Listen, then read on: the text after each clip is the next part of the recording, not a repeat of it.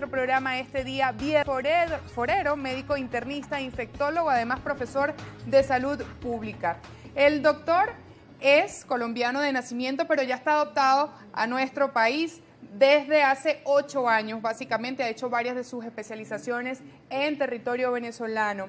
Profesor, le consulto porque recientemente la OMS ha destacado que la pandemia de coronavirus se encuentra próxima a un punto de inflexión, pero sigue siendo una emergencia internacional. ¿Cómo se entiende, cómo lo evaluamos y cómo lo explicamos a la sociedad esta determinación y sobre todo esto que ha dicho la OMS recientemente?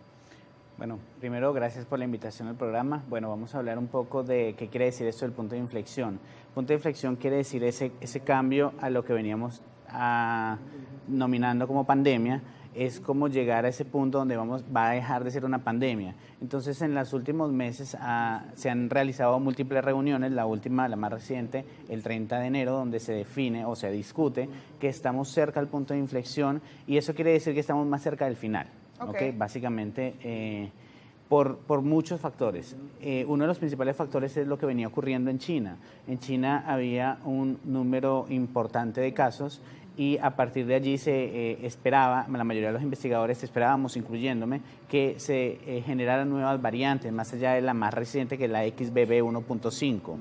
Como China logró controlar de una u otra manera los casos y no se generó una nueva variante, esto fue parte determinante para que todos los representantes de la Organización Mundial de la Salud definiera que estamos muy cerca al punto de inflexión. Diferente hubiera sido que en ese momento se hubiera generado una nueva variante que se hubiera nuevamente esparcido para todo el mundo. Entonces eso influyó muchísimo en esa reunión.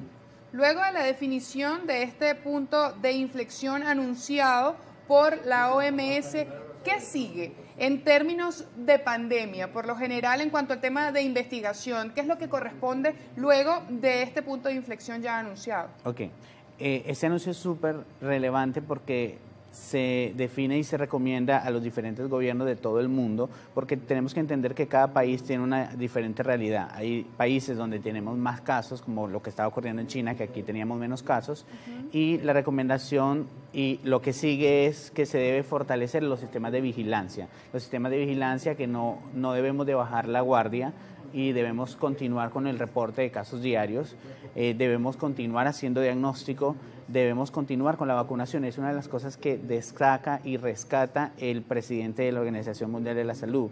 Él dice que este es el momento oportuno para aprovechar y terminar de vacunar todos esos países que tienen bajas tasas de vacunación. Entonces, este es el momento donde tenemos que fortalecer en cuanto a sistemas de vigilancia, a políticas públicas para coronavirus, a educación, vacunación, para que estemos preparados.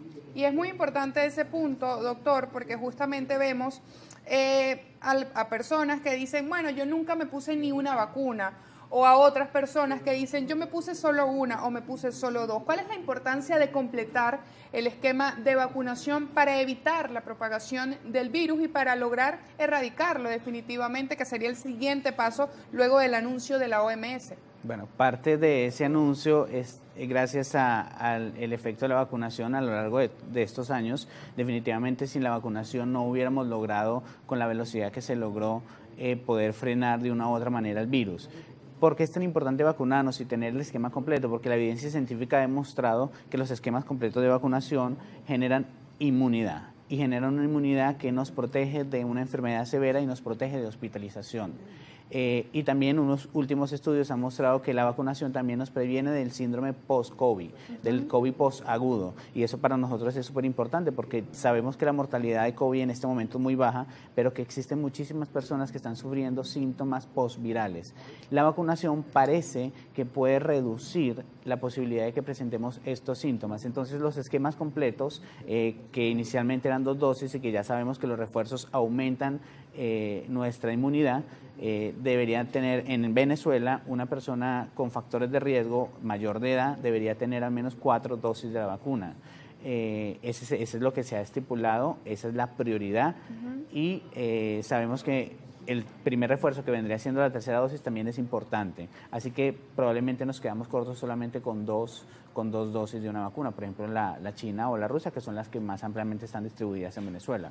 Lo recomendable, doctor, a nivel médico es que la persona que se vacunó con una vacuna precisamente de algún laboratorio haga el esquema completo con ese laboratorio, o se pueden combinar, no es recomendable combinar. ¿Qué puede decirnos en ese sentido? Bueno, eso es una pregunta importante y muchas dudas acerca de la población, y como ya sabemos muchísimo más que antes, hoy sabemos que la combinación, que es la vacunación heteróloga de lo que tú hablas en este momento, funciona. De hecho, en algunos estudios ha mostrado ser mucho más importante o mucho más eficaz que la vacunación con la misma plataforma de vacunas. Entonces, por supuesto que se puede combinar. Podemos tener un primer esquema de la vacuna china y después ponernos la vacuna Sputnik y después ponernos el refuerzo. Digamos que el objetivo es poder llegar a tener las 4 vacunas que permiten tener una inmunidad que ha mostrado la ciencia que funciona con 3 o 4 vacunas, idealmente con 4, sobre todo para las personas mayores con factores de riesgo, diabéticos, hipertensos y enfermedades pulmonares crónicas. Ya para irnos a la pausa, la importancia de mantener las medidas de bioseguridad que vemos prácticamente en nuestro país, que se han eliminado por completo. Ya de hecho ingresamos a los locales de distintos centros comerciales o restaurantes y ni siquiera el gel antibacterial en muchos nos aplican. Sí, eso poco a poco va pasando no solamente en Venezuela, sino en muchos países, y yo siempre resalto la importancia del momento del uso del tapabocas. No es usar tapabocas todo el tiempo, es saber dónde y cómo usarlo. Primero hay que usarlo bien. Y lo segundo es que no hace falta que cuando salgas a hacer ejercicio solo te pongas el tapabocas, ni cuando andes en tu vehículo solo te pongas el tapabocas. ¿Cuáles son los momentos propicios? Bueno, momentos donde hay un alto volumen de personas y hay un espacio sin ventilación. En esos momentos es donde debemos utilizar tapabocas, y también en eventos masivos, por ejemplo, donde es muy difícil poder hacer ese distanciamiento social. Y hay que saber que esos momentos son los más importantes de transmisión.